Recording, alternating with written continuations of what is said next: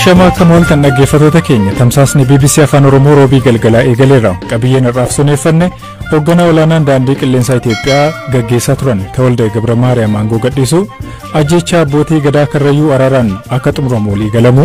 Mootummaa naannoo Oromiyaa kan bobbaase dabalatee namni sagalii hidhaa jala fuulee jira sanis agarree namni manguddoon sadii achi hafanii kuun morminee biraa ba'an. Hidhattoonni meeshaa waraanaa eessaa argatu?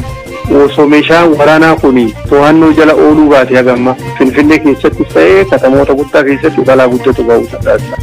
Atileetii Itoophiyaa dorgommii gubbaatti ministeera muummee Abiyyi Mormee gabaasa qabna. Oduu odeeffannoo biroos qixeeffanneerra amma xumuraatti nu hordofaa.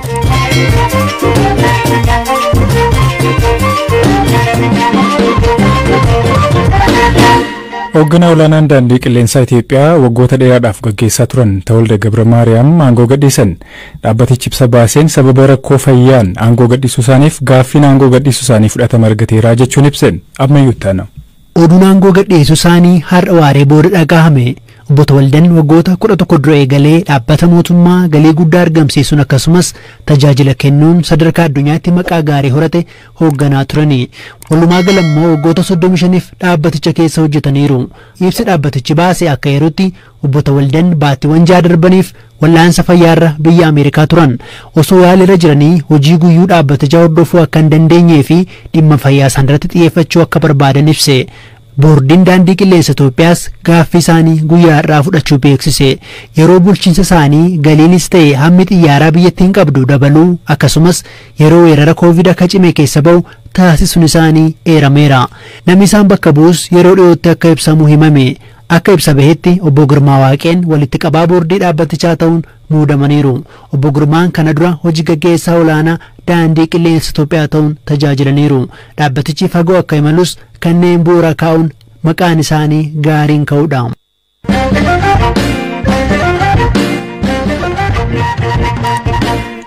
Biyyoonni gaanfa Afrikaa Itoophiyaa dabalatee ongee waggoota 40 keessatti mudateen beekneen dararamaa jiru.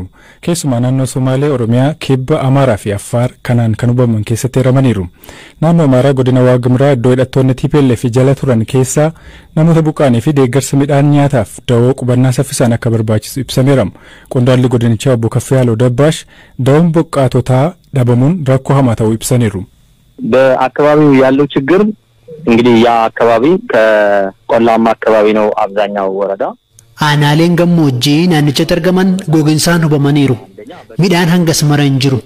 Lammaffaa iddoo hidhattoonni TPLF dhiyootti qabatanii turanidha.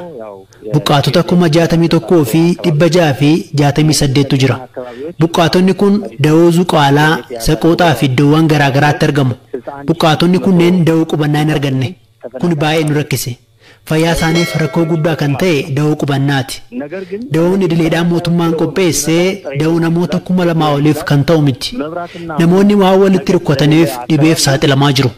Deeggarsi midhaan nyaataa karaa mootummaa fi dhuunfaarraa ni dhufa.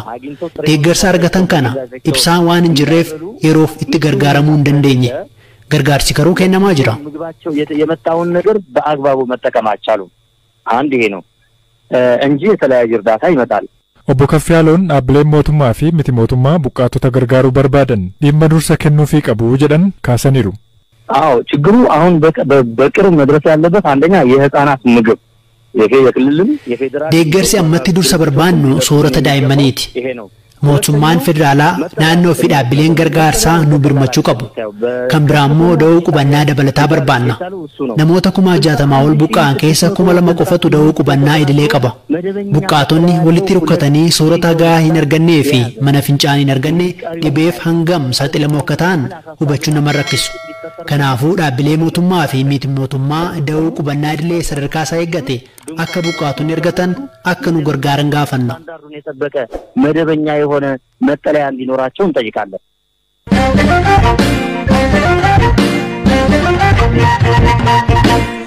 Gamtaan Abboodii Gamtaan abbootii gadaa Oromoo ajjeechaa abbaa gadaa fi miseensota gadaa ilaalchisee sirni gumaa baasuu akka raawwatamuuf waliigaltee ragaamuu ibseera. Ajjeechaan namoota 14 irratti baatii sadaasaa keessa raawwateen abbaa gadaa Kadir Hawaas dabalatee tuunni abbootii gadaa ajjeefaman miseensota gadaa Michillee kan dullachaati. Mootummaan jalqaba kan ajjeese hidhattootaa jedhus adeemsa keessa qondaaltonni mootummaa kaan mormuun booda ajjeesuu amaneera. Abbaan gadaa Tuulamaa fi barreessaan gamtaa abbootii gadaa Oromoo Goobanaa Olaa meeshaaleen waraanaa yeroo ajjeechaan raawwate fudhataman maatiif kennamuu himan. Ammayyuu taanaattuu dubbisee jira. Mootummaan ajjeese amane akkamiin isinii haadhumattu jedhee gamtaan gaafate. Akka duudhaa fi safuu Oromootitti naa haadhumattu jedhe miseensi gadaa Michillee. Akkamitti dhumatti ka jennu Adaamarratti teenyee waan na saaman san naa haa deebisan. Gumaa kiyya naa haa kaffala ka jedhu hawaasni gadaa Michillee dullachaa yaada kana kenne. Mootummaa Karrayyuu hin ajjeeste reefa ara bulchite waan inni qaburraa boojite deebisi jennee. Yoo deebisi jennu mootummaan meeshaan gurguddaan kan keessa jiru meeshaa 16 meeshaa waraanaa kilaashii dabalatee rasaasa 500 goraadee yookaan billawa 23 mobilii 28 qarshii 140 fi waan ta'e deebiseef. Tole yoomigaa kuni guyyaa kaleessatti gabaafne malee oolee bulee jira. Tole amma dubbiin araaraan dhumte jechuudha. Kanaafuu namni nama kana ajjeese namni nama kana harkaan abbootii gadaa keessattuu qabee ajjeese to'annaa jala haa oolan jira. Namni sagalii mootummaa naannoo Oromiyaa kan bobbaase dabalatee namni sagalii hidhaa jala oolee jira. Sanis agarree jira. Saniin booda maaltu ta'a? Gumaan kiyya naa haa murtaa'u gamtaan hidhamee gumaan murtaa'ee waarratee gumaan Karrayyuu kaffalamuuf adeemsarra jira hoo. Tole torban darbee qaalluu Karrayyuu yeroo dubbisne dubbiin keenya gumaan hin dhumtu jedhanii komatarii turan gumaasin fudhannu jedhanii turan amma walii galan jechuudha. Wanti amma ummata Itoophiyaa kana raasaa jiru wanti amma ummata Oromoo raasaa jiru siyaasa fi gadaa walitti fidu. Siyaasa fi gadaa walitti dhufu nuti mootummaan tunis jiraattu mootummaan tunis baddu sirni gadaa keenya hin badu. Rakkinni amma mootummaa Oromiyaa raasaa jiru kijibaa fi ara. Haxaarri akkatti haxaaramutu jira. Sirni gadaa Karrayyuu qofaa muti sirna gadaa Oromooti. Kanaafuu wanni ammas achi deemuuf jedhu maali? Araarri gumaa baasuu irratti walii galuu keessan dhageenye abbootiin gadaa Karrayyuu irratti walii galaniiru kana? Irratti walii galanii jira. Miidiyaanis agartee jirta.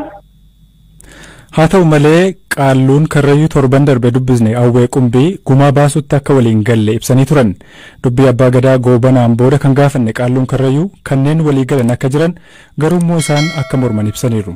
Miidiyaalee garaagaraatiin dabru amma gaa uummanni Karrayyuu nuti waan kana irratti waliin galle manguddootu dirqisiifametti galle jettu kana waan dhaganiif miidiyaadhaa ibsa kennaadha. Isarratti morminee wal dinnee dankaane haa ta'u garuu manguddoo muraasa duraan itti laffaanee aggeenye wanni kun haa dubbannu jettee manguddoon nu bira namni manguddoon sadii achi hafanii kuun morminee biraa ba'an akkasii yoo dhugaa waliigalteen akka afuma dheengaddaati jettuu jarri waliigalee jira akka Karrayyuutti fudhataman qabu siin jedhe sun akkuma saniin jira.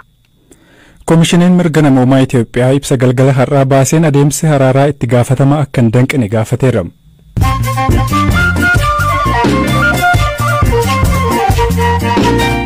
Amma immoo oduun gaggabaabsee isinittuma biyyoota baha Afrikaa hongeen hubee ittuu waraanni Yuukireen keessatti adeemaa jiru jireenya mi'eesse jechuun dhaabbanni tolooltotaa iyyummaa hir'isuu kaayyeeffatee hojjetu Oxfam ibsee jira. Dhaabbatichi taateen kun lammiilee baha Afrikaa miiliyoona 28 ta'an beelaaf saaxila jechuun yaaddoo qabu ibseera. Poolaand dippiloomaatota Raashiyaa 45 basaasummaan shakkuun ariyatte. Dubbi himaan ajaalaa Poolaand akka jedhanitti dippiloomaatonni Raashiyaa 45 kanneen ariyataman biyyattii irratti basaasuun shakkamuun himamee jira. Oduun saatii kanaaf qabadhe isaan kana turan. Gara qabiyyee sattaanutiin ce'a Ameerikaa magaalaa New Yorkitti dorgommii maraatoonii walakkaa dilbata darbee dorgomame lammiin Itoophiyaa Tashoomaa Mokonnin sadaffaa ba'uudhaan xumure. Haa ta'u malee harka qaxxaamursee mormii dhageessee ture. Tashoomaan Tigraayitti duguuggaa sanyiitu raawwate jechuun himachuun akka dhaabbatu gaafateera. BBC'n atileetii kana kan quunname yoo ta'u maaliif akka mormes gaafateera. تمارختي قان تولد تجراي مس هزب تجراي صبون شجرن كل زحلكم أنا كريم بلالي فدي موتوما إثيوبيا ده موتوما إثيوبيا في منستر مومي أبي أحمد تو ركوا كنا هند أومي أمس ركنيج أكفر موم بربادة منستر مومي أبي تجراي كيس همباكي نيمن جاسير ومن تجراي دوبت أكاديميو تايسيرا كنيش دوغو غورا سيرا الدنيا كنجاب سوان تيف موتومون الدنيا تيفنور تكنني rakkoo keessaa akka baanu falakkanuuf kennaniifan morme. ኣብ ህዝቢ ትግራይ ካብቶም ይሄዱ ሽግርን ጸባን መፍትሕ ንኽውና የአንት መግለጽ ሄዶ ማለት Atileetiin kun badii Tigraayitti dhaqqabeef qondaaltota TPLF kan mootummaan Itoophiyaa yakku hin balaaleffanneen.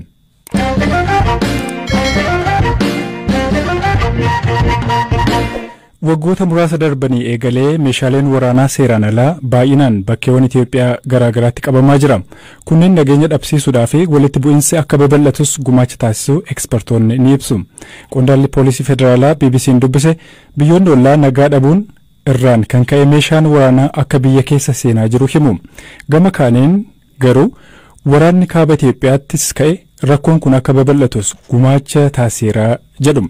Gama lixaa fi kibba Itoophiyaa immoo hidhattoonni garaagaraa badii guddaa geessuun himatamu. Yeroo dhiyoo aanaalee godina Wallagga Bahaa keessa hidhattoonni Amaaraa kanneen waraana bilisummaa Oromoo jedhanii of waaman akkasumas hidhattoonni Gumuz badii garaagaraa geessaa akka jiran jiraattonni himatu. Jiraataan godina Wallagga Bahaa dubbisne sababii kanaan daldalli meeshaa waraanaa babal'achuudha dubbatu. Inni kaan horii oofaa, inni kaan mana gubaa meeshaa qabu. meeshaan kun immoo karaa maabbayaa dhufaa kilaashii qabu. Yaa militarii sin uffatu jarri iddeedha addeetti socho'u iddoo tokko waa ka'u walii dirmatu. Akkaataa kanaatiin uummata keenya jeeqaa saamaa qeerraa kaachisanii jaanjaa jira. Uummanni bal'aan baay'een isaa jaanjaa jira. Gabaani meeshaa waraanaa kun ammamii akkam fakkaata sadarkaa maalirra jira ifatti baasanii gurguramoo? Meeshaa waraanaa kana kan isaan hidhatanii tokkoffaa karaa Goojjanii irraa dhufa. Lammaffaa hidhattoota keenyarraatii qaamni adda addaa uummata Oromoo hin qabsoona kan jedhanii meeshaa kan eegsisaniif jiru. Meeshaa eegsisanii karaa biraa immoo jaratti gurguru deebisanii. Oromoo waan qabsoona kan jedhan jiru. Hidhattoonni waraana bilisummaa Oromoof hin jedhanu meeshaa waraanaa eessaa fiduu? Kilaashii qabu, snaayiparii qabu, patroolii qabu isaanii yeroo baay'ee warri kutu kan mootummaa duukaa warri kutu hin booji'uu sin fudhatu. Nama kilaashiin tokko birrii 80 amma 100tti gurguramaa jira naannoo keenyarratti. Yeroo ammaa kanatti meeshaa waraanaa daddabarsuun dabaleera moo hir'ateera? Dabaleera maaliif hin dabaleeradha? Bishaan bona ceesisu abbayyaa ceesisu jiranii achirraan karaa adda addaa seensisaa jiru amma meeshaa. Gara fuulduraatti iyyuu yoo mootummaan meeshaa kana isaan irraas fuudhee qaama meeshaa dhatiirraa fuudhee yoo harka mootummaa gasheerraa kana ta'e horii isaan iyyuu uummata kanaaf biyya kanaaf sodaadha. Dubbi himaa poolisii federaalaa Obbo Jeelaan Abdii mootummaan hidhannoo meeshaa waraanaa maaliif to'achuu akka dadhabe gaafanneerra. Meeshaan seeraan alaa iddoo kamiyyuu yoo jiraate balaan inni geessu hamaadha uummata irratti. Baay'inni isaa akka biyyaatitti dabalaa dhufee jira moo meeshaa waraanaa moo hir'ataa jira ka jedhu qorannoon adeemsifamuu qaba. Amma namni homa laalurraa ka'ee wayita meeshaa waraanaa iddoo adda addaatti qabamu sanirraa ka'ee meeshaa waraanaa dabalaa jira haala malee jechuu danda'a. Riisarchii barbaada wanni kun. Amma fakkeenyaaf nu istaatiksiin nu qabnu akka federaal poolisiititti wanta qabamu. Garuu nuun alatti humnoonni nageenyaa fi daannatti keessa warri dalagan jiranii jarillee hin qabu. Iddoo adda addaatti hin qabamu. Daddabarsi meeshaalee waraanaa eessatti hammaata eessatti baay'ata yeroo ammaa kanatti? Iddoo kamitti irra baay'ata kan jedhu riisarchiin taasifamuu qaba deebii kana deebisuudha. Naannoo kamitti irra guddaa naannoo kamitti irra salphaa kan jedhu. An amma deebii sii kennuu hin danda'u wanni riisarchiin dalagame waan hin jirreef. Fala waaraa rakkoo kana hir'isuudhaaf fudhatamaa jiru? Seerri duraanii kan nama adabuu irratti salphaa ta'e akka seerri cimu labsiin akka bahu taasifamee jira. Labsii san irratti hundaa'amee nutis akka federaalaatitti daayirekteerri tokko akka hundaa'u yookiin mamriyaan tokko akka hundaa'u amma taasifamee jira. Kanaafuu haala kanaan meeshaa waraanaa kana to'achuudhaaf tattaaffii cimatu godhamaa jira. Osoo meeshaan waraanaa kun to'annoo jala ooluu baate hagamma Finfinnee keessattis ta'ee katamoota guddaa keessatti balaa guddatu ga'uu danda'a.